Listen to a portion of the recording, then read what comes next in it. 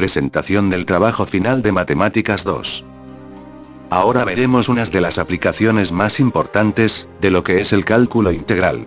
Los sólidos de revolución se utilizan ampliamente en la industria, para el diseño, y la fabricación de estructuras. En la arquitectura, también para el diseño, y el cálculo de estructuras arquitectónicas. En la biomédica, para el diseño de prótesis, órganos artificiales, estudios de función cardíaca, renal, y otras múltiples y variadas aplicaciones. En casi todas las áreas, para la elaboración de modelos virtuales tridimensionales para realizar ensayos.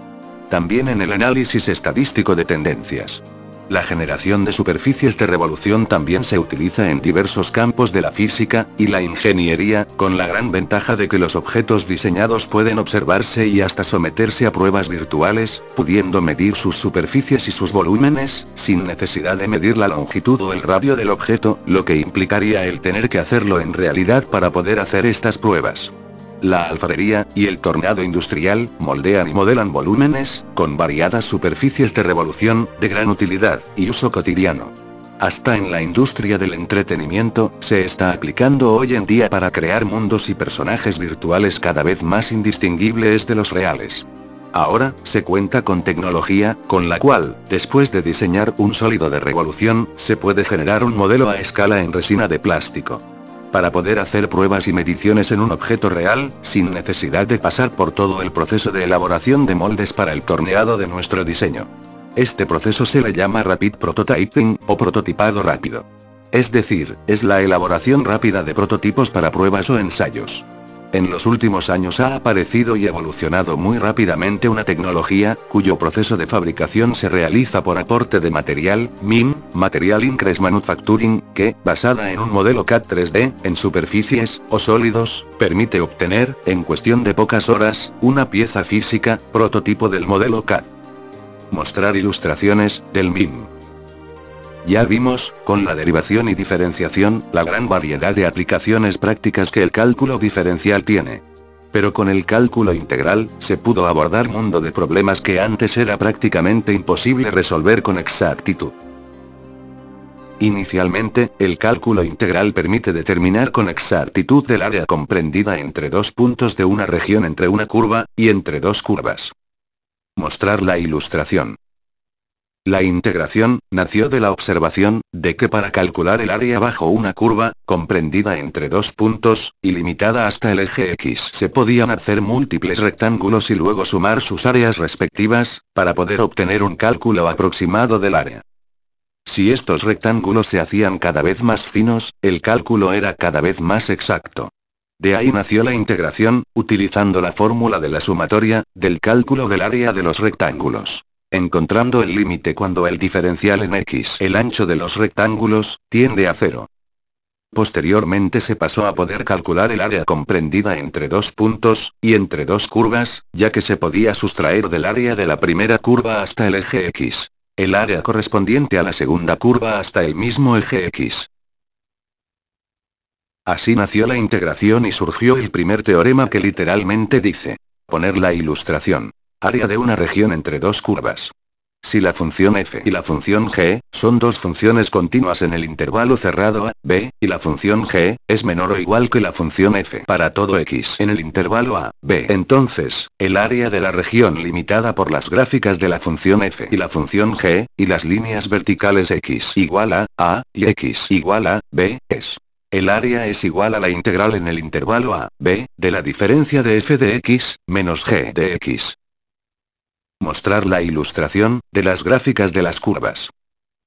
Así tenemos, que si partimos en el intervalo AB en varios intervalos, cada uno de una anchura delta x, y dibujamos un rectángulo representativo de anchura delta x y altura f de x menos g de x, en donde x está en el enésimo intervalo, el área sería la que aparece en la fórmula. Mostrar imagen de la fórmula. Si se hace la sumatoria de estos rectángulos y teniendo el límite cuando delta x tiende a 0, obtenemos la siguiente definición del límite. Mostrar fórmula del límite. Nos queda, que el área es igual, al límite, cuando delta x tiende a 0, de la sumatoria de la diferencia de f de x, menos, g de x, multiplicado por delta x. Hacemos este breve repaso de lo que es integración, ya que es un paso previo a lo que es el cálculo de áreas y volúmenes de un sólido de revolución. Para abordar mejor este tema, tenemos que empezar por definir qué es un sólido de revolución. Mostrar ilustración. Un sólido de revolución es un cuerpo que puede obtenerse mediante una operación geométrica de rotación. Se rota una superficie plana alrededor de una recta que funcionan como eje de rotación. Así se puede generar casi cualquier forma, sobre todo si tiene una simetría axial o cilíndrica.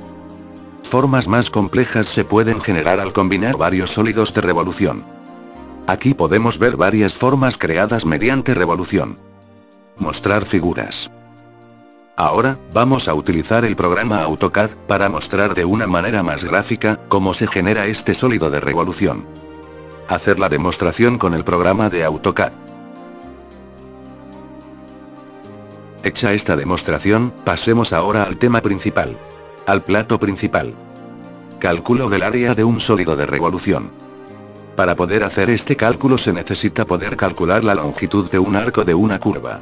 La manera como se hace, es sumando las longitudes de múltiples cuerdas consecutivas trazadas sobre la curva. Mostrar ilustración. Si encontramos el límite de esa sumatoria de cuerdas, de manera que la longitud de cada cuerda tienda a 0, podremos obtener la medición exacta de la longitud de la curva. De esta observación, se obtienen los siguientes teoremas. Mostrar los teoremas. Si tenemos una curva limitada por dos puntos definidos por sus coordenadas en la gráfica. El punto A, con las coordenadas A, C, y el punto B, con las coordenadas B, D, y en donde la función que genera la curva, f de x, es continua todo el intervalo cerrado. La longitud del arco entre los dos puntos está definida por la siguiente integral. Mostrar fórmula de la integral. La longitud S, del arco, es igual a la integral, en el intervalo, a, b, de la raíz cuadrada, de 1, más, el cuadrado de la derivada de y, con respecto a x. Una vez obtenida la longitud del arco del cual se ha revolucionado para generar el sólido de revolución, el cálculo de la superficie del sólido, solo tiene que multiplicarse por 2π. De aquí sale el teorema para el cálculo de superficie del sólido de revolución. Este dice: si tenemos dos puntos limitando la gráfica de una curva, que es continua en todo el intervalo cerrado, el área de la superficie generada al girar el arco en torno al eje X, viene dada por la siguiente integral. Mostrar la fórmula de la integral. La superficie, es igual a 2π, multiplicado por la integral en el intervalo a, b, de la longitud del arco de la gráfica. En todas estas integrales, se puede hacer el mismo cálculo, tanto mirando en torno al eje X, como si se gira en torno al eje Y. Otra aplicación importante, de la integral, la tenemos en el uso para calcular el volumen de un sólido tridimensional. Existen dos métodos para poder hacer el cálculo exacto de un sólido de revolución. El método de los discos, y el método del teorema de Pappus. Uno de los más fáciles de entender es la división sucesiva del sólido en múltiples discos, o cilindros. El volumen de cada uno de estos discos es igual a pi por el radio al cuadrado, por el grosor del disco. Hacer una demostración de esto, con el modelo de madera. O sea que básicamente, se obtiene la superficie del disco, que es igual a pi, por el radio al cuadrado. Y luego se multiplica esta superficie por la medida del grosor del disco. Y así se obtiene el volumen de este disco. Sumando el volumen de todos los discos sucesivos, obtenemos un cálculo muy cercano al volumen de todo el sólido. Si obtenemos el límite, cuando el grosor de los discos tiende a 0, de esta sumatoria de volúmenes, obtendremos con exactitud el volumen del sólido. De este modo, obtenemos el siguiente teorema. Para calcular el volumen de un sólido de revolución, por el método de discos, el volumen será igual a pi, multiplicado por la integral en el intervalo a, b, de f de x al cuadrado. Mostrar imagen del teorema. El otro método, el del teorema de Pappus, quien lo descubrió en Grecia en el año 200 después de Cristo, consiste básicamente, mostrar imagen de la gráfica, en calcular el área bajo una curva, y luego esta multiplicarla por la distancia recorrida al hacer girar esta superficie para generar el sólido de revolución. O sea, que aquí, primero se calcula el área que corresponde al grosor del disco, y esta área rectangular se multiplica por la longitud del giro, que es 2π. De aquí sale el teorema de Pappus, que dice: mostrar el teorema. El volumen de un sólido de revolución, generado por el giro de una área, comprendida entre dos puntos de un intervalo cerrado, A, B, está dado por la siguiente fórmula. Volumen, es igual, a 2pi por la integral de la función. Parece, que el teorema de Patus, es el más fácil de aplicar.